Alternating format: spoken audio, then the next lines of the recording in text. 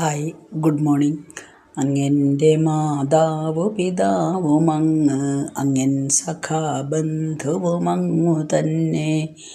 അങ്ങെൻ്റെ വിദ്യാധനമങ്ങു മാത്രം, അങ്ങാണെനിക്കൊക്കെയുമെൻ്റെ ദേവ. ശ്രീമദ് ഭഗവത്ഗീത 9-ാം അധ്യായം രാജഗുഹ്യയോഗം 16-ാമത്തെ ശ്ലോകമാണ് ഇനി നമ്മൾ ചൊല്ലുന്നത്. അഹം ക്രതുരഹം യജ്ഞ സ്വധാഹം അഹമൗഷധം മന്ത്രോഹം അഹമേവ ആജ്യം അഹം അഗ്നി അഹം ഹുതം. മലയാളം: ക്രതു ഞാൻ, യാഗവും ഞാൻ താൻ, സ്വധ ഞാൻ ഔഷധങ്ങളും, മന്ത്രം ഞാൻ ദ്രവ്യവും ഞാൻ താൻ, അഗ്നിയും ഹോമകർമ്മവും. ക്രതുഹു അഹം. വൈദികമായ യാഗമാണ് ക്രതു, അത് ഞാനാകുന്നു. യജ്ഞഃ അഹം, യജ്ഞമാകുന്നു. സ്വധ അഹം, പിതൃക്കൾക്കുള്ള അന്നം ഞാനാകുന്നു. ഔഷധം അഹം, ഔഷധം ഞാനാകുന്നു. മന്ത്രഃ അഹം, മന്ത്രം ഞാനാകുന്നു. ആജ്യം അഹം, അതിൽ ഹോമിക്കുന്ന ഹോമദ്രവ്യം, നെയ്യ് പോലെയുള്ള സാധനങ്ങൾ, അതും ഞാനാകുന്നു.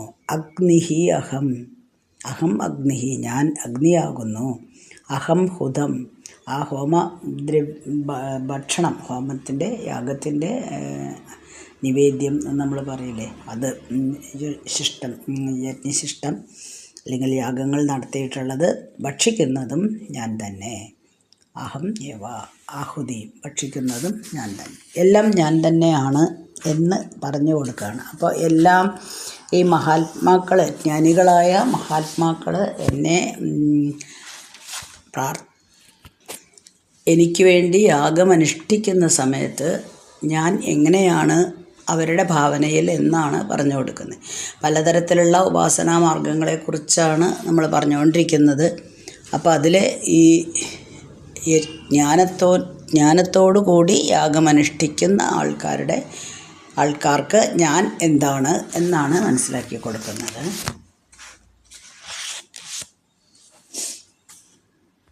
ഇപ്പോൾ ക്രിയയും വൈദിക കർമ്മങ്ങളും യജ്ഞവും പിതൃക്കൾക്ക് നൽകപ്പെടുന്ന ഹവ്യവും ഔഷധവും എല്ലാം, അതിനുപയോഗിക്കുന്ന അല്ലെങ്കിൽ നാം ചൊല്ലുന്ന മന്ത്രങ്ങളും ഇതെല്ലാം ഞാനാകുന്നു. ഇനി അതിനുവേണ്ടി ജ്വലിപ്പിക്കുന്ന അഗ്നിയും ഞാൻ തന്നെ, അതിൽ ഹോമിപ്പിക്കുന്ന ഹോമദ്രവ്യങ്ങളും ഞാൻ തന്നെ, അത് ഭുജിക്കുന്നതും ഞാൻ തന്നെ എന്ന് ഒന്നും കൂടെ വ്യക്തമാക്കി കൊടുക്കുകയാണ്. അതായത് നമ്മൾ യാഗത്തിന് ഉപയോഗിക്കുന്ന എല്ലാം തന്നെ, ഔഷധങ്ങളായാലും മന്ത്രമായാലും നെയ്യായാലും അഗ്നിയായാലും ആഹുതിയായാലും, ഇതെല്ലാം സാക്ഷാൽ പരമാത്മാവിൻ്റെ ഒരു പ്രകാശം തന്നെയാകുന്നു. നമ്മൾ സ്വർണം കൊണ്ട് പലതരം ആഭരണങ്ങൾ ഉണ്ടാക്കുന്നു അല്ലേ. അപ്പോൾ കമ്മലുണ്ടാക്കുന്നു, മോതിരമുണ്ടാക്കുന്നു, മാലയുണ്ടാക്കുന്നു, ഇനി മറ്റെന്തോളം, അതിലെല്ലാം ആരാണ്? ഞാനാണ്, സ്വർണമാണ്. അതേപോലെ തന്നെ ഇവിടെ നമ്മൾ ഈശ്വരപ്രീതിക്കായിട്ട് നടത്തുന്ന എല്ലാ കാര്യങ്ങളിലും അതിലുപയോഗിക്കുന്ന എല്ലാ വസ്തുക്കളും ഞാൻ തന്നെയാണെന്ന് വിവരിക്കുന്നു. ഇനി 17-ാമത്തെ ശ്ലോകത്തിൽ വീണ്ടും ഇത് തന്നെ തുടരുകയാണ്. 17-ാമത്തെ ശ്ലോകം പിതാഹമസ്യ ജഗതോ മാതാ ധാതാ പിതാമഹ, വേദ്യം പവിത്രം ഓംകാരം ഋക് സാമ യജുരേവ ച. മലയാളം: ലോകത്തിൻ്റെ പിതാവും ഞാൻ, മാതാവും പിതൃവർഗവും, അറിയേണ്ടുന്നൊരാ ഓംകാരം പവിത്രം വേദജാലവും. അസ്യ ജഗതഃ പിതാ, ഈ ജഗത്തിൻ്റെ പിതാവ് ഞാനാകുന്നു. മാതാ പിതാമഹഃ, മാതാവും ഞാനാകുന്നു, പിതാമഹനും ഞാനാകുന്നു. ധാതാ അഹം, കർമ്മഫലവിധാതാവ്, നമ്മളുടെ കർമ്മങ്ങൾക്ക് ഫലം തരുന്നതും ഞാനാകുന്നു. വേദ്യം, അറിയപ്പെടേണ്ട തത്വവും ഞാനാകുന്നു. പവിത്രം ഓംകാരഃ, ശുദ്ധസ്വരൂപിയും ഓംകാരവും ഞാൻ തന്നെയാകുന്നു. ഋക് സാമ യജു ഏവച, എല്ലാ വേദങ്ങളിലും ഋക് സാമ യജുർവേദങ്ങളിലെല്ലാം തന്നെ എല്ലാം തന്നെ ഞാൻ തന്നെയാകുന്നു, ഇതിലെല്ലാം ഇരിക്കുന്നത് ഞാൻ തന്നെയാകുന്നു എന്ന് ഒന്നും കൂടെ പറയാണ്. പ്രപഞ്ച സൃഷ്ടി നടത്തിക്കഴിഞ്ഞാലും പ്രപഞ്ചത്തിലെ എല്ലാ വസ്തുക്കളിലും എൻ്റെ ഒരു അംശമുണ്ട് എന്ന് നേരത്തെ പറഞ്ഞിട്ടുണ്ട്. ഒരു ബന്ധവുമില്ലാതെ നിലനിൽക്കുന്നില്ല ഞാൻ, അതുമായിട്ട് ബന്ധമുണ്ട്, പക്ഷേ എന്നെ ബാധിക്കുന്നില്ല എന്നേ പറഞ്ഞിട്ടുള്ളൂ. അപ്പോൾ അതിൽ അവ്യക്തമായിട്ടും നമുക്ക് കാണാൻ കഴിയാത്തതുമായിട്ടും തന്നെ ആണെങ്കിൽ പോലും എല്ലാറ്റിലും നിലനിൽക്കുന്നത് ഞാൻ തന്നെയാണ്. ഞാൻ തന്നെ വേദ്യം. ആത്മാവിനെ അറിയുക എന്ന് പറഞ്ഞാൽ നമ്മൾ പൂർണ്ണതയിലേക്ക് എത്തുകയാണ്, അപൂർണത ഇല്ലാതെയാക്കുകയാണ്, അപൂർണതമായ ബോധത്തെ ഇല്ലാതെയാക്കുകയാണ്. അപ്പോൾ അറിയപ്പെടേണ്ടത് എല്ലാം ഞാൻ തന്നെ വേദ്യം എന്നാണ്. അറിയപ്പെടേണ്ടതെല്ലാം ഞാൻ തന്നെയാണ്. ഈ ജീവൻ എന്നിൽ നിന്നാണ്, അല്ലെങ്കിൽ ജീവനും മനസ്സും പ്രപഞ്ചവും എല്ലാം എന്നിൽ നിന്ന് തന്നെയാണ് ഉണ്ടായിരിക്കുന്നത്. അപ്പോൾ സകല ജഗത്തിൻ്റെയും ആധാരമായ പരമാത്മാവിൻ്റെ പ്രതീകമാണ് ഇതെല്ലാം. ഇനി ഓംകാരമന്ത്രം പ്രണവമന്ത്രമാണ്, അതും ഞാൻ തന്നെയാണ്. അപ്പോൾ നമ്മളുടെ ജീവിതമൊക്കെ 3 സ്റ്റേജിൽ കൂടെയാണ്, എപ്പോഴും 3 തലത്തിൽ കൂടെയാണ് പോകുന്നത്. ജാഗ്രത്, സ്വപ്ന, സുഷുപ്തി അല്ലേ? ഈ 3 അവസ്ഥകൾക്കും ആധാരം ആയിരിക്കുന്നു എന്ന് പറയുമ്പോൾ അത് വേറെന്തോ ഒരു വസ്തുവാണ്. ഈ 3നെയും നിയന്ത്രിക്കുന്നത് എന്താണ്? ആ അവസ്ഥ ഞാനാണ്. ഈ അവസ്ഥ ഓംകാരം എന്ന് പറഞ്ഞാൽ പരമാത്മാവ് തന്നെയാണ് എന്ന് സൂചിപ്പിക്കുകയാണ് ഓംകാരമന്ത്രം. അത് നമ്മൾ എല്ലാ യജ്ഞങ്ങളിലായാലും എല്ലാ യാഗങ്ങളിലായാലും എല്ലാം ഉപയോഗിക്കുന്ന ഏറ്റവും ശ്രേഷ്ഠമായിട്ടുള്ള മന്ത്രമാണല്ലോ ഓംകാരം. അപ്പോൾ അതും പരമാത്മാവാണ്.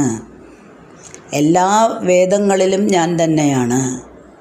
എല്ലാ വേദങ്ങളിലും ഭഗവാനെ പറ്റി തന്നെയാണ് പറയുന്നത്. അപ്പോൾ എല്ലാ വേദങ്ങളും ഞാൻ തന്നെയാണ് ഇരിക്കുന്നത്. സാമവേദം, ഋഗ്വേദം, യജുർവേദം, അഥർവവേദം, ഇതെല്ലാം അല്ലേ? ഇതിലെല്ലാറ്റിലും ഞാൻ തന്നെയാണ് ഇരിക്കുന്നതെന്ന് ഒന്നും കൂടെ പറയാണ്. ഇനി 18ാമത്തെ ശ്ലോകം. ഗതിർഭർത്ത പ്രഭുസാക്ഷി നിവാസശരണം സുഹൃത് പ്രഭവ പ്രലയ സ്ഥാനം നിധാനം ബീജമവ്യയം. മലയാളം. ഗതി ഞാൻ താൻ ഭരിപ്പോനും പ്രഭു സാക്ഷി നിവാസവും മിത്രം രക്ഷ ജന്മ നാശം സ്ഥാനം ബീജം സ്ഥിരാശ്രയം. ഗതിഹി ഭർത്ത, പ്രാപ്യസ്ഥാനം ഞാൻ തന്നെയാണ്, ഭരിക്കുന്നവനും ഞാൻ തന്നെയാണ്. പ്രഭുഹോ സാക്ഷി, നിയന്താവും സാക്ഷിയും. നിവാസഹ, എല്ലാറ്റിനും ഇരിപ്പിടവും. ശരണം സുഹൃത്ത്, പരമമായ ആശ്രയസ്ഥാനവും. സുഹൃത്തും. പ്രഭവഃ പ്രലയഃ, ഉൽപ്പത്തിയും ലയവും. സ്ഥാനം നിധാനം, സ്ഥിതിയും നിക്ഷേപവും. അവ്യയം ബീജം, നശിക്കാത്ത ബീജവും. അഹം, ഞാനാകുന്നു. മുന്നിലുള്ള ശ്ലോകങ്ങളിൽ പറഞ്ഞത് ഒന്നുകൂടെ ഉറപ്പിക്കുകയാണ്. അപ്പോൾ നമ്മൾ ജ്ഞാനികളായ ആൾക്കാർ ഭാവനയിൽ എന്നെ എങ്ങനെ കാണുന്നു എന്നുള്ളത് വീണ്ടും ഒന്നും കൂടെ വിവരിക്കുകയാണ്.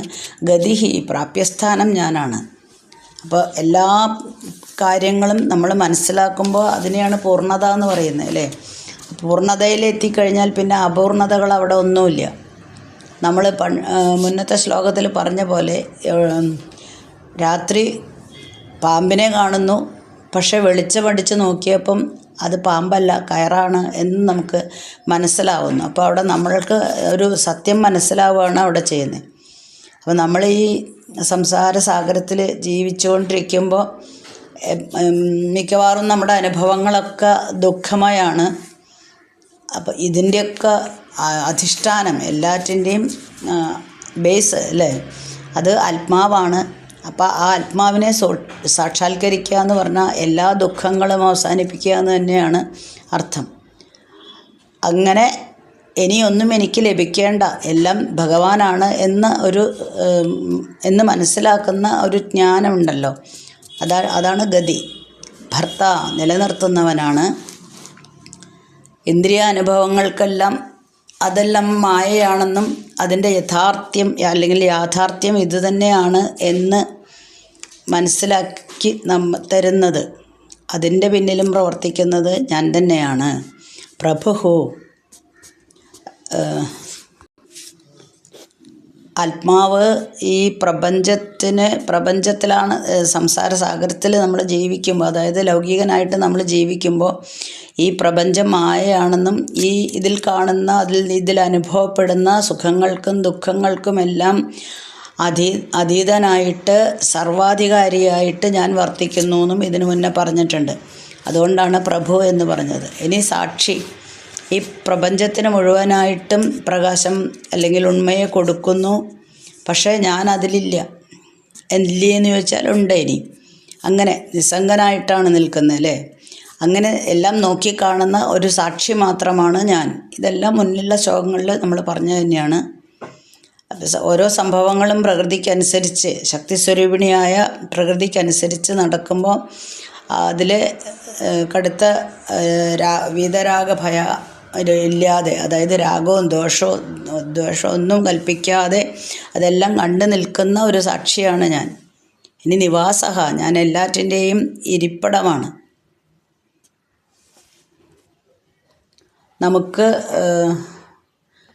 നമ്മൾക്ക് അനുഭവം വിഷയമാകുന്നത് ഈ പ്രപഞ്ചമാണ്.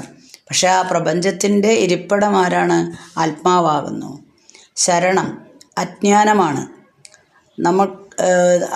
ഈ ദുഃഖസാഗരത്തിൽ, അതായത് നമ്മൾ ജീവിക്കുന്ന ഈ ജീവിതത്തിൽ നമ്മൾക്ക് എല്ലാറ്റിനും അഭയസ്ഥാനം നൽകുന്നതും ആത്മാവിനെ കുറിച്ചിട്ടുള്ള ഒരു ജ്ഞാനമാണ്. അപ്പോൾ ആത്മാവ് എന്താണ്? ശരീര മനോബുദ്ധികളോട് താതാത്മ്യം പ്രാപിച്ച് ജീവനായിട്ട് നമ്മൾ ജീവിക്കുന്ന സമയത്ത് നമ്മൾ ജീവിതം എന്ന ഒരു തോണി കൂടെ, അല്ലെങ്കിൽ ഒരു തോണിയായിട്ട് സങ്കല്പിച്ചിട്ട് നമ്മൾ ഈ കോളിലൊക്കെ ഉള്ള കടലിലിങ്ങനെ അലയുകയാണ് ചെയ്യുന്നത്. അപ്പോൾ അതിൽ നിന്ന് ആ കടലിലൂടെയുള്ള നീണ്ട യാത്ര, നമ്മളുടെ ജീവിതമാകുന്ന തോണി യാത്ര ചെയ്യുമ്പോൾ അവിടെ ചുറ്റും നമുക്ക് വരുന്ന വിഷമങ്ങൾ അല്ലേ, കർമേഘങ്ങൾ ഉണ്ടാവാം മുകളിൽ, അല്ലെങ്കിൽ കടൽക്ഷോഭം ഉണ്ടാവാം, അല്ലെങ്കിൽ ചീറിയടിക്കുന്ന കൊടുങ്കാറ്റുണ്ടാവാം. അപ്പോൾ അതിൽ നിന്നെല്ലാം സുരക്ഷിതമായിട്ട് നമ്മൾക്ക് ശരണം പ്രാപിക്കാവുന്ന ഒന്നേ ഉള്ളൂ, അത് ഞാനാണ്. ഇനി സുഹൃത്താണ്, ജീവൻ്റെ സുഹൃത്താണ് ഈശ്വരൻ. അതും ശ്രേയസ്സും മാത്രം, നമ്മുടെ നന്മ മാത്രം ആഗ്രഹിക്കുന്ന ഒന്നാണ് ഞാൻ. പ്രഭവം, പ്രലയം, സ്ഥാനം, നിധാനം. നേരത്തെ നമ്മൾ പറഞ്ഞ പോലെ ഒരു സ്വർണത്തിൽ നിന്ന് ആഭരണങ്ങൾ ഉണ്ടാക്കുന്നു, മണ്ണിൽ നിന്ന് മൺപാത്രങ്ങൾ ഉണ്ടാക്കുന്നു. അപ്പോൾ അതിലെല്ലാറ്റിലും ഉൾക്കൊള്ളുന്നത് ഞാനാണ് എന്ന് പറഞ്ഞ പോലെ പ്രപഞ്ചത്തിലെ എല്ലാറ്റിലും ഞാനുണ്ട്, ആത്മാവാകുന്നു. എല്ലാറ്റിലും നിലനിൽക്കുന്നത് ഞാനാണ്. ഇനി അവ്യയം ബീജം. ഒരു സംസാരവൃക്ഷം മുളയ്ക്കുകയാണെങ്കിൽ, അല്ലെങ്കിൽ അതിൻ്റെ മൂലകാരണം എന്താണെന്ന് ചോദിച്ചാൽ അത് ആത്മാവാണ്. ഇപ്പോൾ ഒരു വൃക്ഷമുണ്ടാകുമ്പോൾ ആ വിത്തിന് മാറ്റമൊന്നും സംഭവിക്കുന്നില്ല. അതേപോലെ നമ്മൾ ഇവിടെ ജീവിക്കുന്നുണ്ടെങ്കിൽ പോലും ആത്മാവ് നശ്വരമായിട്ട് പരിണമിക്കുകയാണ് ചെയ്യുന്നത്. ഇത് എല്ലാം ഞാൻ തന്നെ എന്ന് ഒന്നും കൂടെ ഉറപ്പിക്കുകയാണ് ചെയ്യുന്നത്. ലക്ഷ്യം, ഭരണകർത്താവ്, പ്രഭു, സാക്ഷി, വാസസ്ഥാനം, ആശ്രയം, ഉറ്റമിത്രം, ഇതെല്ലാം ഞാനാകുന്നു. ഇനി സൃഷ്ടി, സംഹാരം, എല്ലാറ്റിൻ്റെയും നിലനിർത്തുന്നത്, എല്ലാറ്റിൻ്റെയും അടിസ്ഥാനം, ശാശ്വതമായ ബീജം, ഇതെല്ലാം ഞാൻ തന്നെയാകുന്നു എന്ന് ഒന്നും കൂടെ വിവരിക്കുകയാണ് ചെയ്യുന്നത്. ഒരു ജ്ഞാനിയായിട്ടുള്ള മനുഷ്യൻ ഇതെല്ലാം അറിഞ്ഞ് അതിനനുസരിച്ചാണ് ജീവിക്കുന്നത്. അതുകൊണ്ടാണ് അവർക്ക് ജീവിതത്തിൽ നമ്മളെപ്പോലെയുള്ള ദുഃഖങ്ങളോ അല്ലെങ്കിൽ മറ്റനുഭവങ്ങളോ ഇതൊന്നും എന്നെ ബാധിക്കാത്തതാണ് എന്ന രീതിയിൽ ചിന്തിക്കാൻ കഴിയുന്നത്, അതിനനുസരിച്ച് പ്രവർത്തിക്കാനും കഴിയുന്നത്. നമ്മളിപ്പം 18ാമത്തെ ശ്ലോകമാണ് ചൊല്ലിയത്. വീണ്ടും അടുത്ത ശ്ലോകങ്ങളിലും ഇത് തുടരുക തന്നെയാണ്. അർജുനനോട് പറഞ്ഞു കൊടുക്കുകയാണ് കുറച്ചും കൂടെ കാര്യങ്ങൾ. അത് നമുക്ക് അടുത്ത ദിവസം വായിക്കാം. ഓക്കെ. അസ്മിൻ പരാത്മന്നനുപാത്മകൽപ്പേതുമിത്തമുത്ഥാപിതപത്മയോനി അനന്തഭൂമാ മമ രോഗരാശിം നിരുന്ധിവാദാലയ വാസവിഷ്ണോ.